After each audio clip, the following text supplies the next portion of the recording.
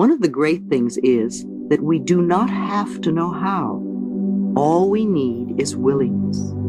The universal intelligence, or your subconscious mind, will figure out the hows. Every thought you think and every word you speak is being responded to, and the point of power is in this moment. The thoughts you are thinking and the words you are declaring at this moment are creating your future. Your mind is a tool. You are much more than your mind. You may think your mind runs the show, but that is only because you have trained your mind to think in this way. You can also untrain and retrain this tool of yours. Your mind is a tool for you to use in any way you wish. The way you now use your mind is only a habit, and any habit can be changed if we want to do so. Quiet the chatter of your mind for a moment and really think about this concept. Your mind is a tool you can choose to use any way you wish. The thoughts you choose to think create the experiences you have. If you believe that it is hard or difficult to change a habit or a thought, then your choice of this thought will make it true for you. If you would choose to think, it's becoming easier for me to make changes, then your choice of this thought will make that true. There is an incredible power and intelligence within you, constantly responding to your thoughts and your words. As you learn to control your mind by the conscious choice of thoughts, you align yourself with this power. Do not think your mind is in control. You are in control of your mind. You use your mind. You can stop thinking those old thoughts. When your old thinking tries to come back, saying it's so hard to change, take mental control. Tell your mind, I now choose to believe it is becoming easier for me to make changes. You may have this conversation with your mind several times before it will acknowledge that you are in control and that what you say goes. The only thing you ever have any control of is your current thought. Your old thoughts are gone. There's nothing you can do about them except live out the experiences they caused. Your future thoughts have not been formed, and you do not know what they will be. Your current thought, the one you're thinking right now, is totally under your control. You know, if you have a little child who has been allowed to stay up as late as it wishes for a long time, and then you make a decision that you now want this child to go to bed at 8 every night, what do you think the first night will be like? The child will rebel against this new rule and may kick and scream and do its best to stay out of bed. If you relent at this time, the child wins and will try to control you forever. However, if you calmly stick to your decision and firmly insist that this is the new bedtime, the rebelling will get less and less. In a few nights, the new routine will be established. It is the same with your mind. Of course it'll rebel at first. It does not want to be retrained, but you are in control.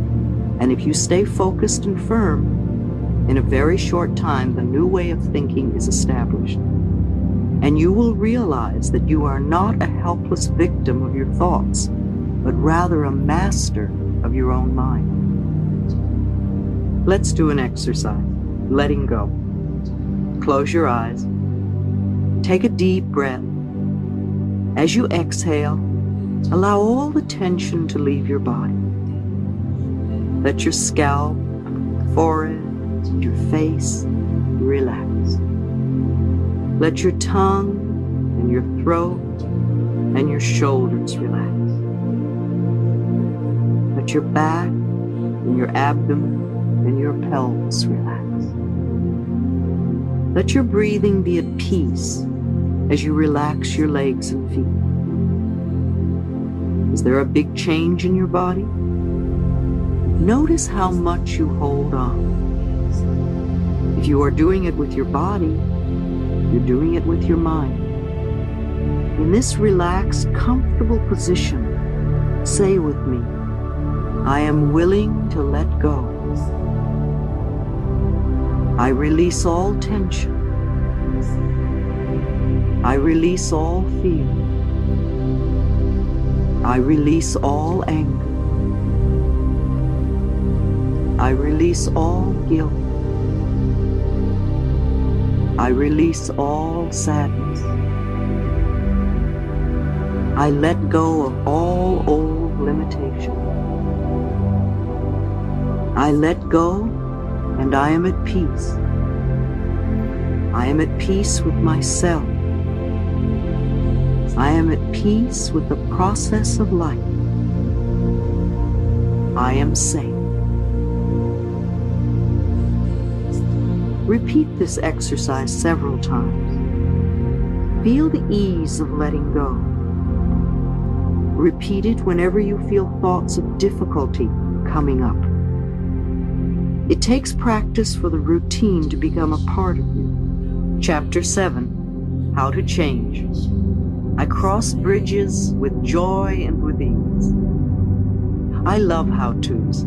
All the theory in the world is useless unless we know how to apply it and make a change. I have always been a very pragmatic, practical person with a great need to know how to do things.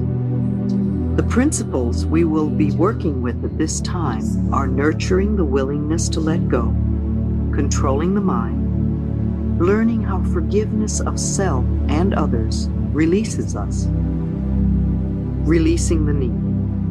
Sometimes when we try to release a pattern, the whole situation seems to get worse for a while. This is not a bad thing. It is a sign that the situation is beginning to move. Our affirmations are working, and we need to keep going. Example, we are working on increasing prosperity, and we lose our wallet. We are working on improving our relationships, and we have a fight. We're working on becoming healthy, and we catch a cold. We're working on expressing our creative talents and abilities, and we get fired. Sometimes the problem moves in a different direction, and we begin to see and understand more. For example, let's assume you are trying to give up smoking, and you are saying, I am willing to release the need for cigarettes. And as you continue to do this, you notice your relationships are becoming more uncomfortable. Don't despair. This is a sign of the process working. You might ask yourself a series of questions like, am I willing to give up uncomfortable relationships? Were my cigarettes creating a smoke screen so I wouldn't see how uncomfortable these relationships are? Why am I creating these relationships? You notice that the cigarettes are only a symptom and not a cause. Now you are developing insight and understanding that will set you free.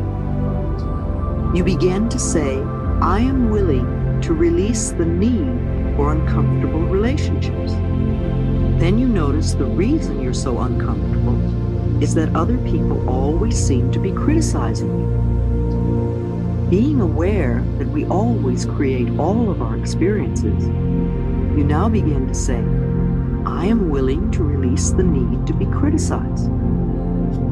You then think about criticism, and you realize that as a child, you received a lot of criticism. And that little kid inside of you only feels at home when it's being criticized. Your way of hiding from this had become creating a smokescreen. Perhaps you see the next step as affirming, I am willing to forgive. And as you continue to do your affirmations, you may find that cigarettes no longer attract you, and the people in your life no longer criticize you. Then you know you have released your need. This usually takes a little while to work out. If you are gently persistent and are willing to give yourself a few quiet moments each day to reflect on your process of change, you will get the answers. The intelligence within you is the same intelligence that created this entire planet. Trust your inner guidance to reveal to you whatever it is you need to know.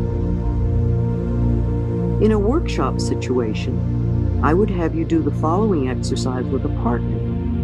However, you can do it equally as well using a big mirror. Think for a moment about something in your life you want to change. At the mirror, look into your eyes and say aloud, "I now realize that I have created this condition, and I am now willing to release the pattern in my consciousness that is responsible for this condition."